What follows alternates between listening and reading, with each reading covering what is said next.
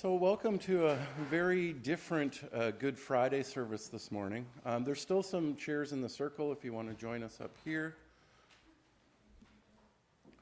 I would have made the circle much bigger. I didn't know we were going to have as good of attendance as we do, so thank you all for coming. This morning, in a different type of Good Friday worship service, we're going to consider the possible thoughts that were entertained by a number of the observers of the original Passion story. And then we're going to see how we can relate to them in our everyday lives today. Now, this is a participative service, and I already have 12 people who arrived early and they've been assigned parts, so thank you for that. And then at the end of the service, because it is a participatory service, you'll find in the back of your worship guide, we're going to reflect on a couple of questions. And I think we'll probably at that time, because we have so many people, divide into three groups. So like this half here, and then the people in here in the pews. And just look at those two questions. They are share some of your impressions about one or more of the characters that we meet this morning, and then share which character that you most relate to and why. So just keep those questions in your mind as we go through this. For those of you who have parts, your part is highlighted when you are to come up, and I want you all to come up so that you're at the microphone so that everybody can hear clearly. Some of you at the end of your part will be snuffing out a candle, and that will be highlighted if you are one of those people. The snuffer's sitting on the table there, and just you come up here, read your part, pause for a few minutes. If you're snuffing out a candle, snuff out one of the smaller candles on the table, and then return to your seat, and then the next person can come forward. Is that all clear as mud? Thank you for being willing to participate in this service, and I think by the end of it maybe we'll be able to answer that question, why do we call it Good Friday? That's a very good question. We just have a few more people arriving, so let's just let them come in. Welcome. Thank you. You can come a little closer. There's a pew in front of the camera that's empty. I think that's just storage, right? Everybody else is here in their seats, right? So, all right. So we're going to begin with a moment of silence, and then I'm going to ask you to participate in our gathering prayer. And you'll notice that there are places where we all speak, and then there are places where the high voices speak and where the low voices speak. So you can decide whether you are a high voice or a low voice. I'll let you work that out yourselves, and then just follow along. There is only one hymn throughout the service. It's actually sung to the tune of Amazing Grace with different lyrics. It's called At One-ment. So now let's just pause for a moment of silence before we begin.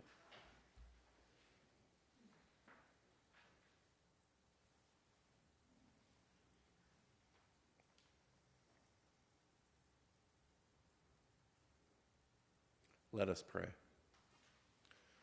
We gather as those who sense abundant grace in the abundance of our lives, but who remain plagued by the reality of want and injustice in our world. We gather today to bear witness to suffering and death upon a cross. We are appalled at the injustice and cruelty of such inhumanity, not only in Jesus' story, but of days in our lives when we are confronted with greed, corruption, discrimination, hatred, violence, and loss of life. High voices.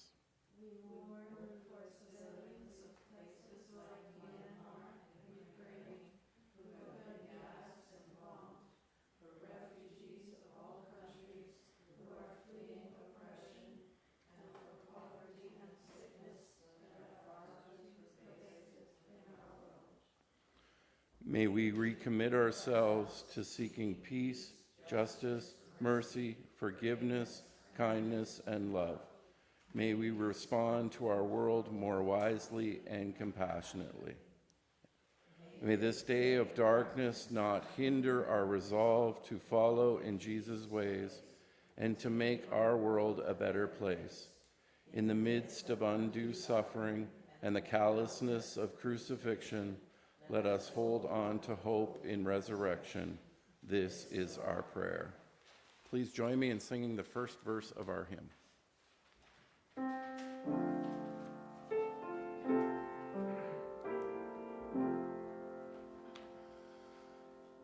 God dwells in us whene'er we love. With God we are as one. For when we love, we dwell in God. Renewal has begun.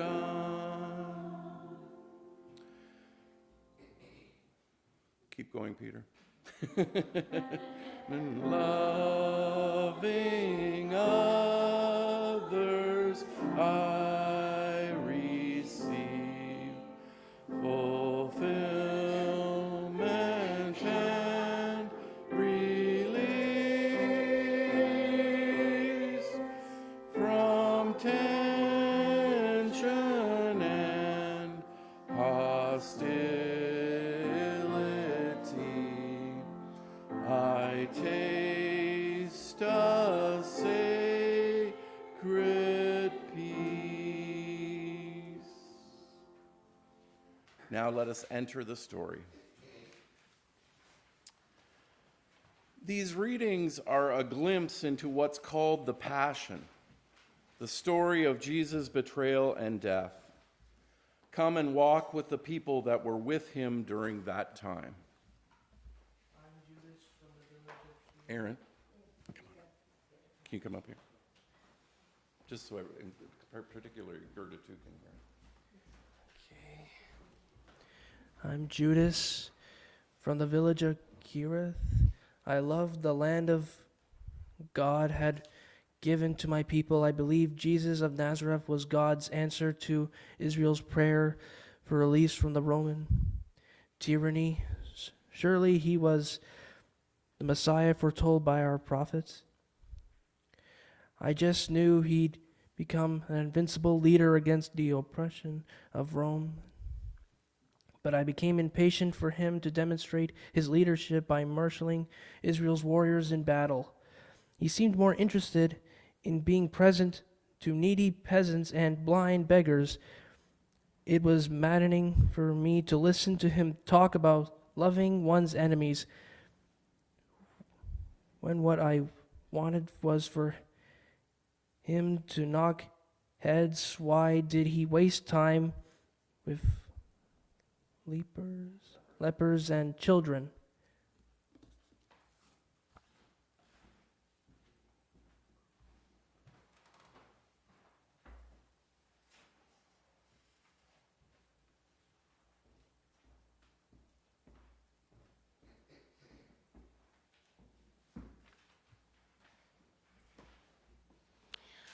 I'm a Roman soldier.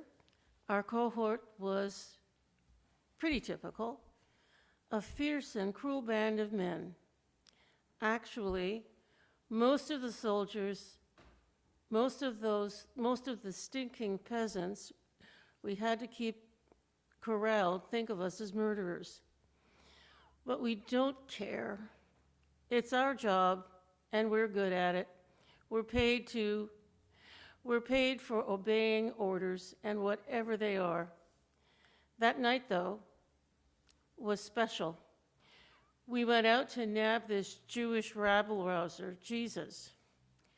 We got a tip to where he was, and when we came, armed to the teeth, we came to capture a dangerous revolutionary.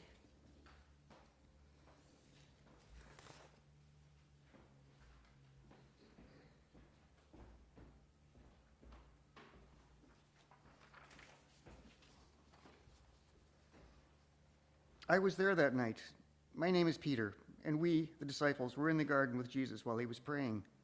It's hard to express the level of fear and hatred that came over me when I saw those soldiers. I loved Jesus so much and had to do something. I had to show my loyalty and my devotion, so I raised my sword. I meant to do so much more, but all I managed to do was cut off the ear of one of the soldiers. I was desperate to protect Jesus, but resorted to exactly the kind of thing Jesus warned us against. Jesus doesn't condone violence, and there, facing what was sure to be unimaginable cruelty, Jesus reached out and healed the soldier, one of his enemies.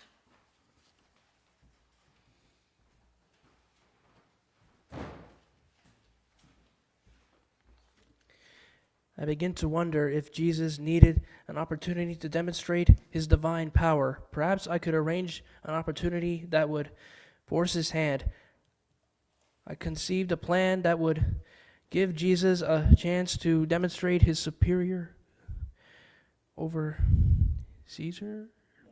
I offered to lead a squad of soldiers to the Garden of Gethsemane. Jesus would have no choice.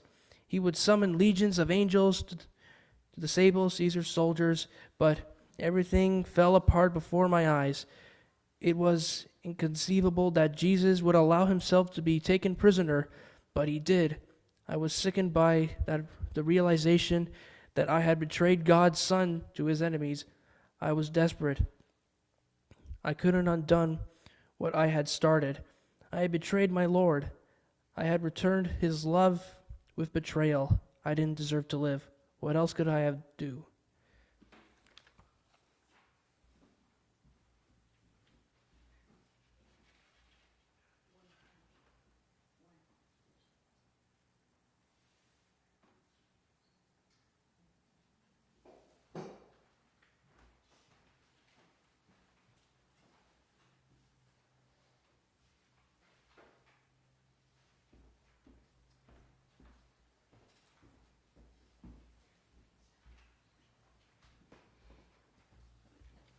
This Jesus surrendered with a courage like I've never seen. There was something about him I couldn't understand. He carried no weapon, but when he came towards us, we became terrified. A troop of armed Roman soldiers, paralyzed with fear. I was so embarrassed, but what else could I do?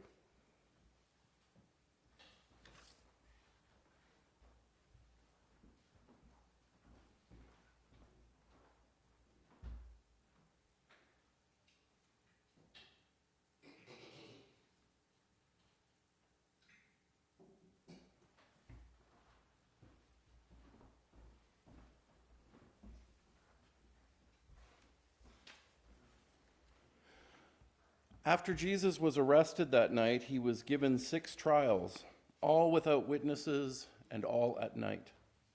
They were brutal and cruel to him. Long before he even went to the cross, Jesus was humiliated and beaten. He was all alone.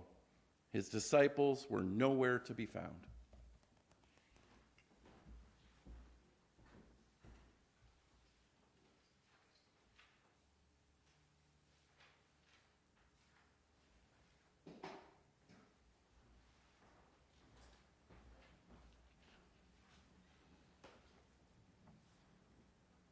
I couldn't believe it. I couldn't believe what was happening. I promised Jesus I wouldn't deny him, but that night I denied him 3 times.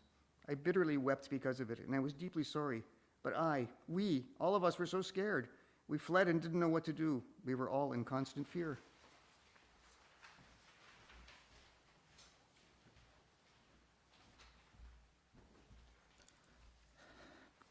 I'm a chief priest of the Jews, a man of prestige and political influence. I know the rules and until quite recently kept the rules after all. God made the rules, but then this Jesus of Nazareth came into my life and abruptly started to break our rules. It made me so angry and jealous, I wanted to get rid of him. He claimed to heal people, he helped people, and said he was the Son of Man, and his popularity kept growing. Despite our efforts to discredit him, he never defended himself or tried to get revenge. Instead, he demanded honesty in his relationship with us, and honesty was not what I was really interested in, but that voice pierced my heart. Perhaps I knew deep down that he was a man of God, but I didn't want to admit it. What else could I have done?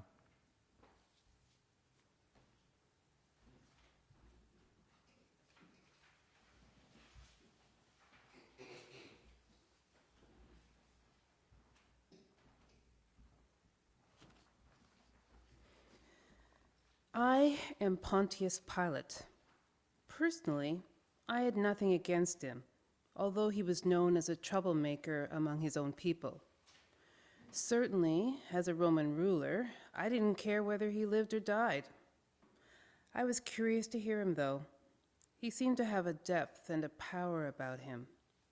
I must admit, I came to think of him as a man of truth. Why was he to die? I felt reluctant to let him go, but I'm not sure why. There was something so unusual about him.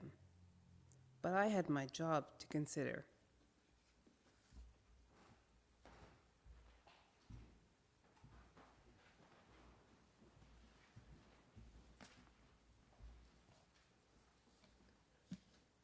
Pontius Pilate is my husband, a very powerful and influential man, and I am a very important woman. Something happened to me, though, that scared me to the inner depths of my being. God spoke to me about Jesus. He did it in a dream at night, and from then on, I tried to warn my husband about Jesus. Besides that, something about his eyes bothered me. They were the kind of eyes that see right through you. I wanted my husband to leave him alone and release him. I didn't feel he was someone we should be dealing with. But what else could I do?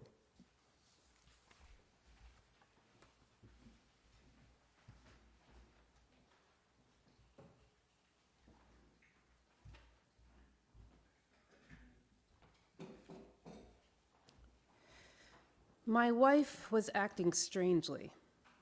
She didn't become upset often, but when it came to this Jesus character, she pleaded with me.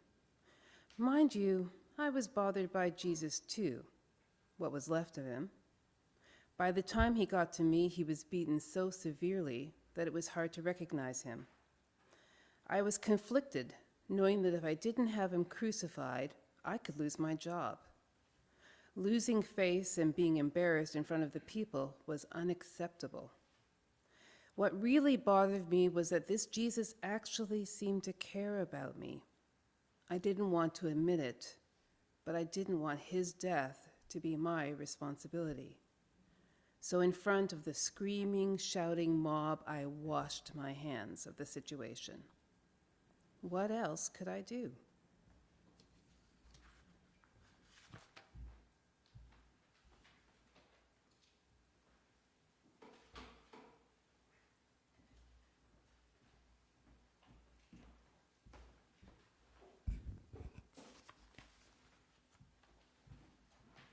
My name is Simon of Cyrene. You probably don't know me, and I didn't really understand what the situation was. I was just a bystander in the crowd when I was pressed into service carrying the cross of this Jesus to Golgotha. Who is he anyway? I was near to him, and even though he was about to face death, there was a strange peacefulness about him. I didn't have anything against him, and carrying the crossbeam may have relieved some of his suffering. Look, I did all that I could. What else could I have done?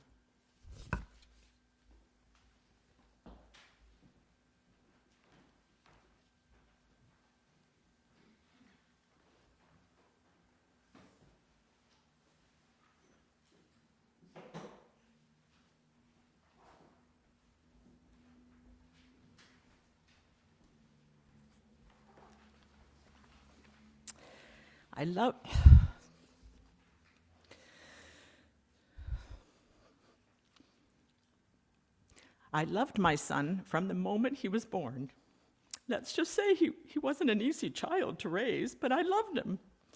We had our differences, certainly, But from the very beginning of his organizing people, this was my greatest fear. Why did he have to be so different? He could have been like his brothers, lived in Galilee, had a family, but he wanted everyone to be treated fairly. Does it make sense to say that I think he just cared too much? He loved too much, I must admit. I am proud of him, and I wanted him to know I was proud of him, that I loved him. That's why I was there, to be with him one last time. It was harder than I could have imagined. I felt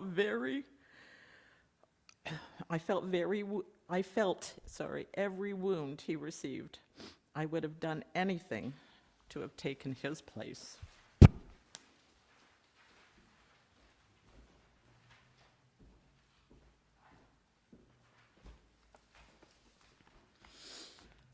I am Mary Magdalene. I was proud to be one of Jesus' disciples. It's a rare thing for a man in our world to treat a woman with such equality and respect. I came to know Jesus when he healed my illness, but I discovered later that he had healed more. He had healed the deepest part of who I was. It was a strange day for me when I realized how much I had come to love him. I did what I could do with my financial and moral support, but it was not enough. I now know that every moment I spent with him was a gift. Clearly, this man spoke the truth. He made me realize that I had lived my life in fear instead of love. And where there's love, there's no room for fear. Maybe that's why I had the courage to be at his feet when they execute him.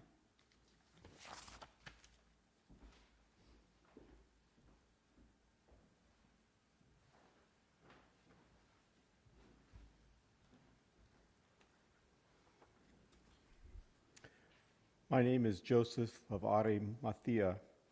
Look, I am not trying to brag, but I'm a pretty big deal. Even without my membership in Sanhedrin, I am an important, prominent man. I am not a terribly brave person, though, and I had to gather up every ounce of courage after Jesus was executed to ask for his body. Sometimes the bodies are just left to be eaten by birds and dogs. It's terrible. I have a large family tomb and thought Jesus should be buried with some dignity. I was so frightened. If someone had found out, I'd lose my reputation and position. I'm a wealthy man, and this was a big risk. But somehow I knew that such a holy man should not be thrown into a pit. He changed my life. He taught me truth. Opening my family tomb was an expression of gratitude for how much he had changed my life. After all, that's what love is. It transforms people to do things for love of truth rather than fear. What else could I do?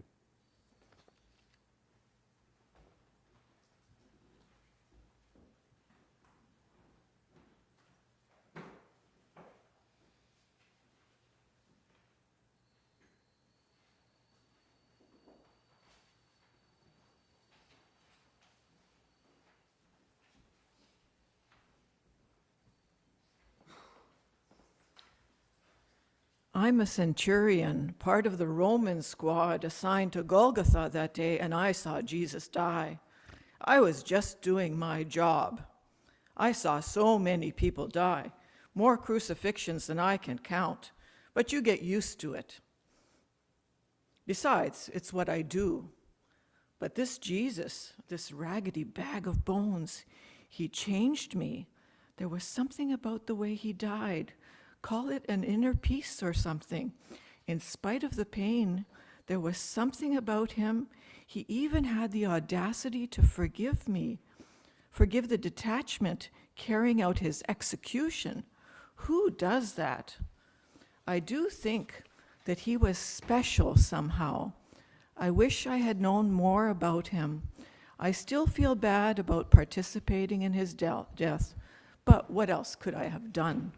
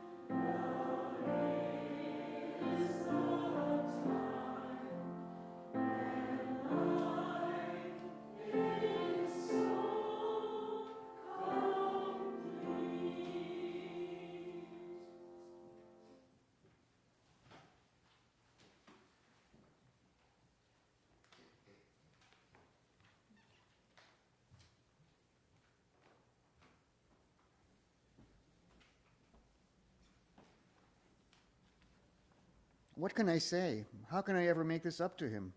He must have known that I loved him with all my heart. What more could I have done? I'm willing to risk my life for his truth. Can I still call him my Lord? Will I be able to face others after being such a coward? What he has taught us was hard enough to live out when he was right here with us. Now I have to figure out a way to live with it by my wits. I owe him that much. How else can I do? What else can I do?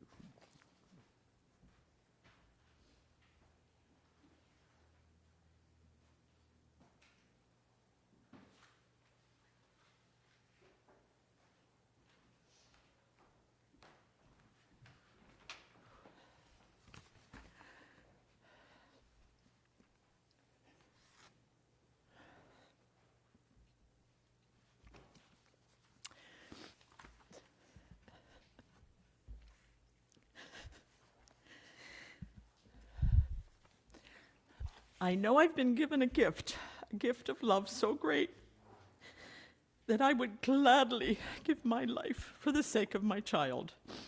Maybe there are things that I could have done differently, but I couldn't have loved him more.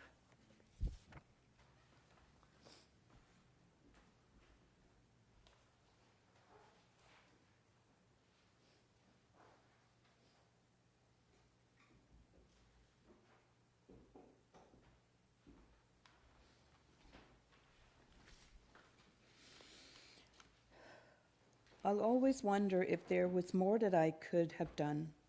But then none of the 12 even showed their faces when he was killed.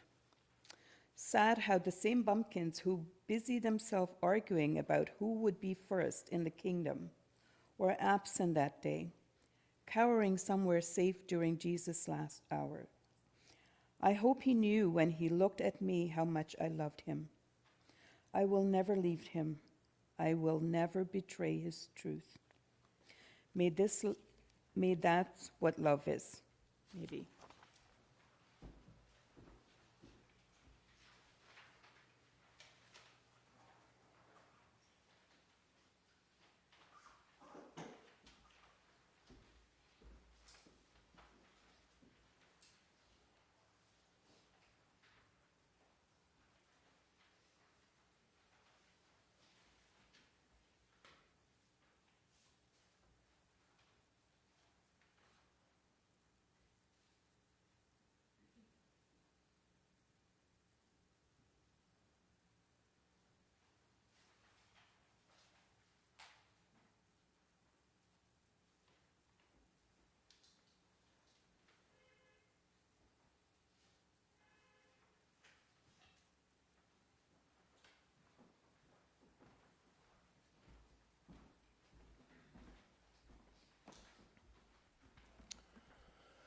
The characters in our story are vastly different from one another. Clearly, when they ask, "What else could I have done?" they don't all mean the same thing. Roman soldier, full of regret? Perhaps Pilate seemed a little defensive. Simon of Cyrene, thoughtful, trying to literally think of something else he could have done. Angry, heartbroken. Where are they coming from when they ask, "What else could I have done?" So now this is the time when we're going to break into smaller groups and answer the questions. Just share some of your impressions about one or more of these characters, and then which character you relate to and why. Don't feel you have to participate. I know some of us are a little more reflective and like to absorb. Others are more talkative, so hopefully the groups will split into an equal balance. But I'm going to have this group on this side meet together, and I'm going to get my wireless microphone so you can pass it around so Gerda can hear some of the conversation as well. Then this other group in the front here, and then the rest of you all back there, you can get up and move, like go into the middle of the pews. But let's just take a few moments now and reflect on the characters in the story.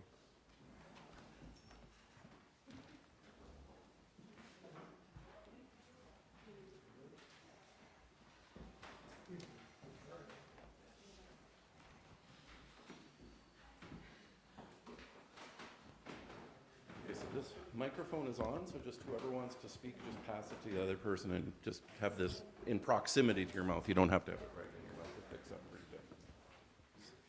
Anybody want to go first? We're all friends here. This is the mic here? Yeah. That's the mic here. And it's just so vertical. Yeah. Okay. Just so we're looking at each other a bit. So this is the first time we've done a small group.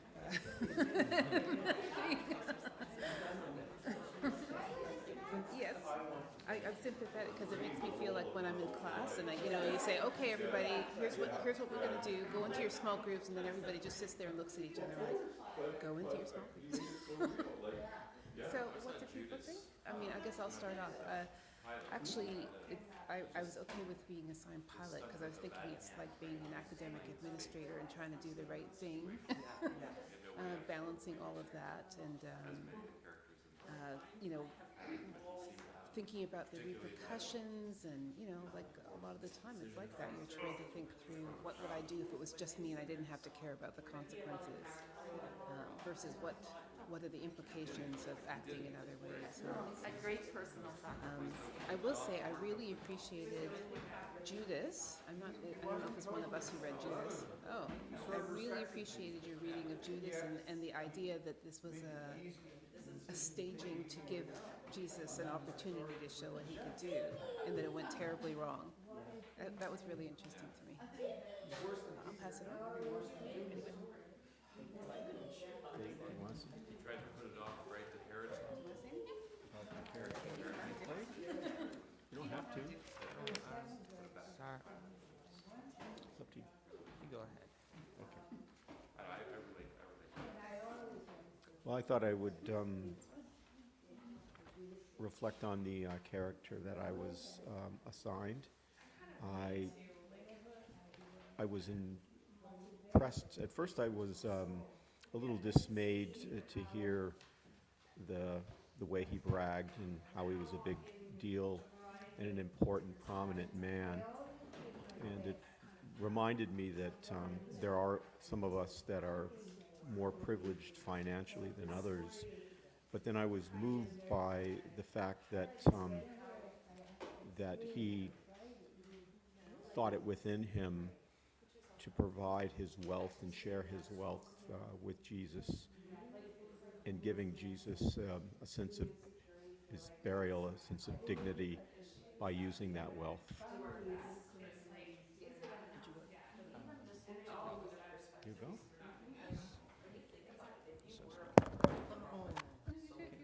I'll hold it. Here, put that in your mouth.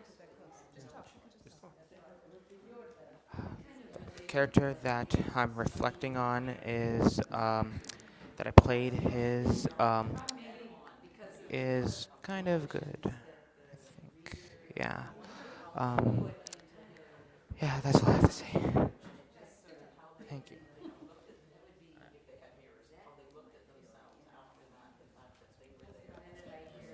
Like this?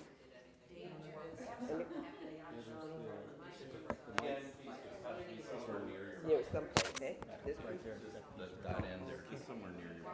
Well, I have to say that I came in a bit late, and so the role that I had, the first line mortified me, because of course I'm an older person and I didn't want to have to read, "I'm a very beautiful woman." Am I not? I was so ready when you were going to say that. I was going to say, yes, you are. But I solved it. I dropped that line off. But I did. What I did appreciate about this is that I identify with Pilate's wife in some ways, because I've had dreams, and I've had thoughts, and I've sometimes warned people about things. I think they may have thought I was nuts, but sometimes they proved right. So I will pass this on. I also want to say that the support dog that we had with us was very important to the whole show. Would you like to, or did you want to say anything? Okay. You did a really good job as Judith.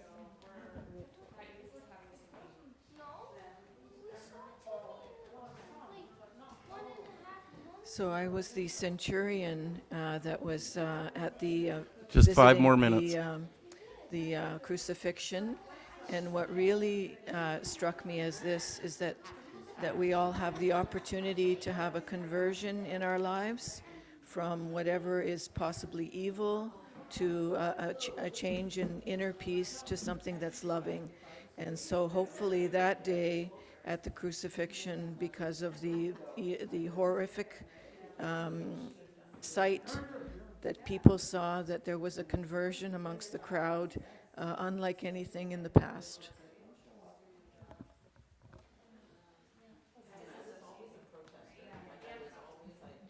I remember with my cousin crossing the bridge to the Detroit race riots and listening to Martin Luther King Jr. And as a little girl, but I remember from that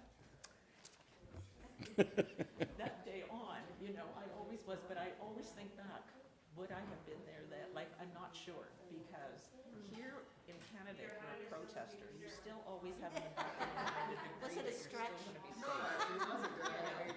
But in those times, would I have been that protester knowing that my family might have suffered from it, or I may have really, truly suffered from it? It's easy to have a big mouth when you think that first of all, you're white at the Detroit race riots, and that I was young.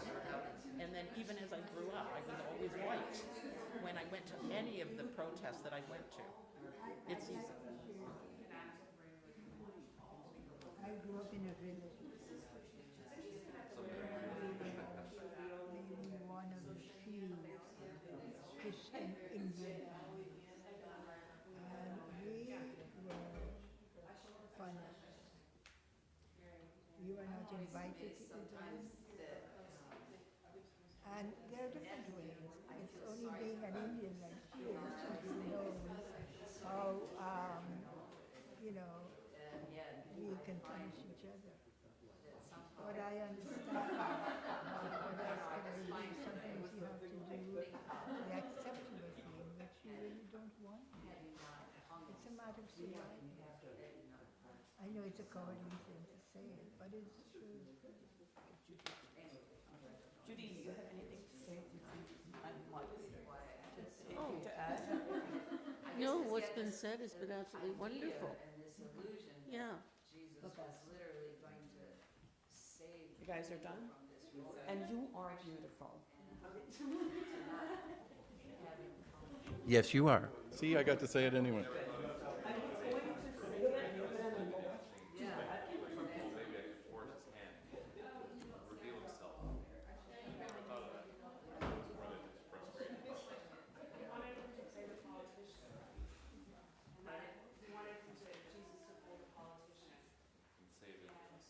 Well, I think he wanted him to be the leader of the rebellion. Yeah.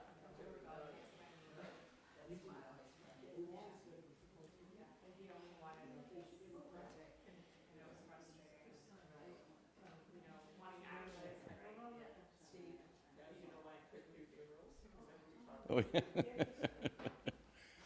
I don't know. That's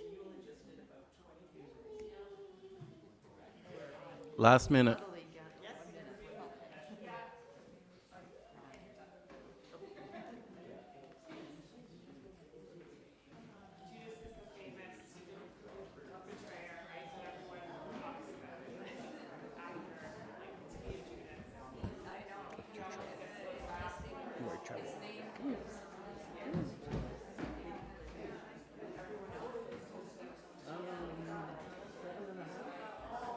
He'll be 8 in December.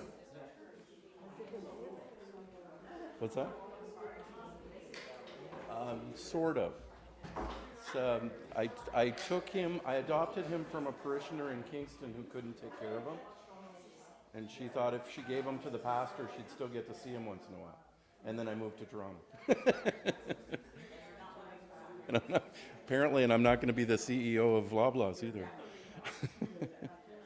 Thank you. I hope you found that meaningful and gained something to take with you into this weekend until we gather again Sunday morning and celebrate that love does win, and not even death can put a stop to love. I'm going to sniff out the final candle, and we're going to sing the last verse of At One Men.